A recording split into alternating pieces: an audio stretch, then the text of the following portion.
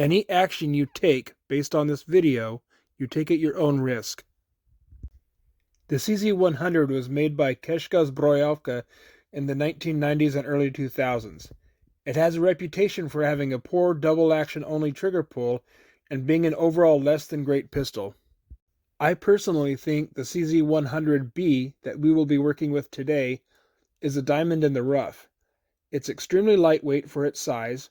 The 40 Smith & Wesson version here today has a factory-ported barrel that lets it kick like a typical full-size 10mm. It is a reliable gun, and after breaking the trigger in, it operates smoothly and seems more like a heavy two-stage trigger than a double action. However, it is not the prettiest gun in the world and is lacking in grip features, and that makes it a perfect candidate for today's demonstration. We will start by examining the stippling on this Heckler & Koch USP. As you can see, the factory grip has a completely random stippling pattern, but the Hogue Glock 17 grip it has over it has a uniform stippling pattern. It is important to note that when doing a uniform stippling pattern, the depth and spacing must be perfect. Otherwise, it will look sloppy. And frankly, this is going to be extremely difficult to do by hand. A random pattern, on the other hand, only needs to stay random and roughly the same size. In other words, it's best to commit to one type entirely. As you will see, by sticking to an entirely random pattern, this will look like a factory grip when we are done. We will start by cutting out some thin strips of painter's tape and sticking them to the back of this duct tape. I like to stick them to the back of duct tape because it is strong but smooth and makes painter's tape easy to pull off. These strips are mostly just backups in case I need to grab thin strips with one busy hand. Okay, now we are going to clear the weapon. This is extremely important because the fine and careful handling of this gun means having it pointed directly at myself may be inevitable during this project. So it is important to ensure it is absolutely safe. As an added security measure, I like to not have any ammo in the room at all during projects like this.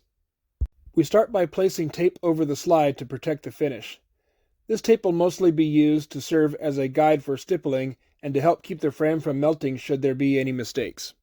It may also be worth noting that I previously made a basic image of this in MS Paint using an actual photo of a CZ-100 in order to work out how to get the stippling where I want it while still remaining attractive. And I think this is a very valuable first step to anyone who cares about the appearance of their gun.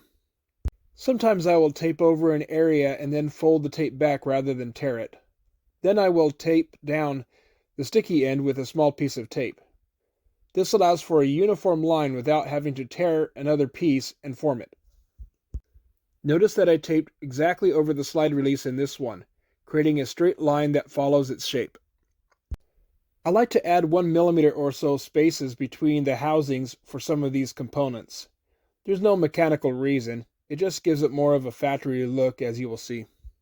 Sometimes where there are two sharp but similar angles, I will put a third piece of tape between them to create the illusion of a uniform curve.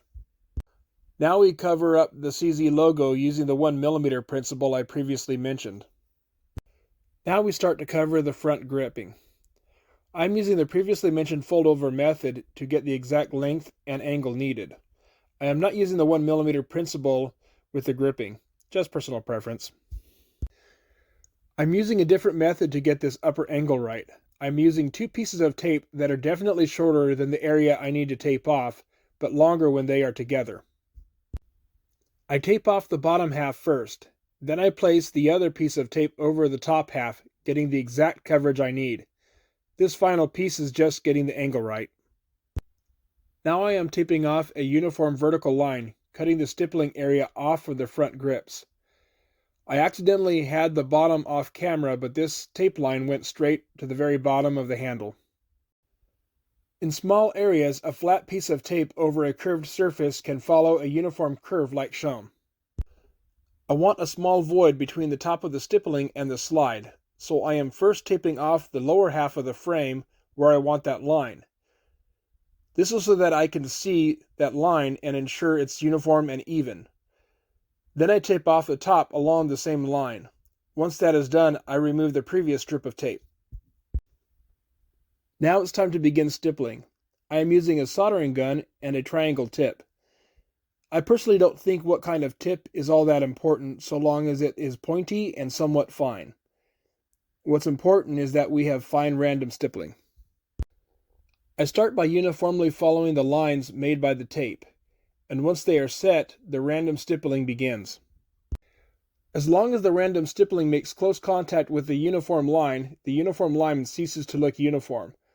The result is a clean and sharp line of random stippling. I later decided to do a uniform circle around the other side of this pin, but this is fine, just personal preference.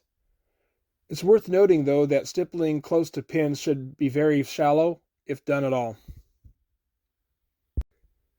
Now it's time to find out if all that prep work paid off.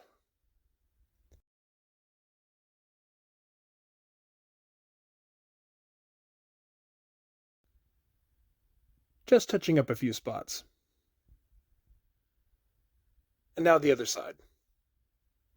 I am doing this mostly just for demonstration purposes. Sometimes it's handy to wrap a piece of tape from one point around the other side to keep everything symmetric.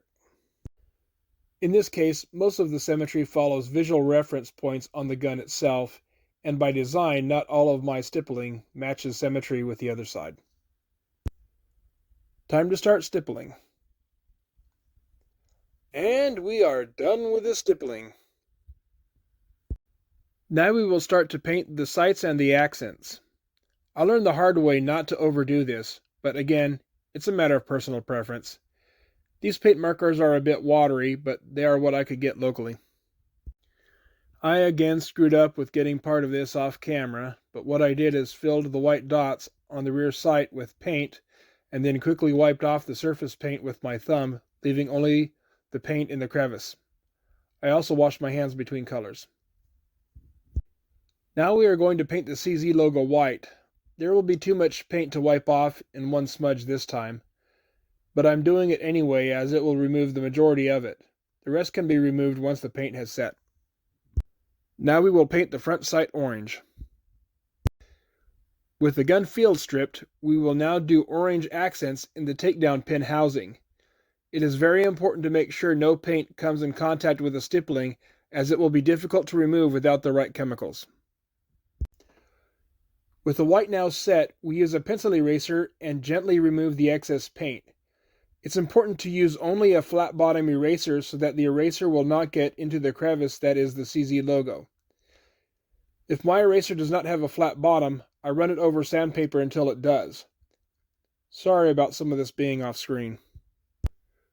What you cannot see is just me removing some of the white paint from the barrel housing on top of the slide with the pencil eraser.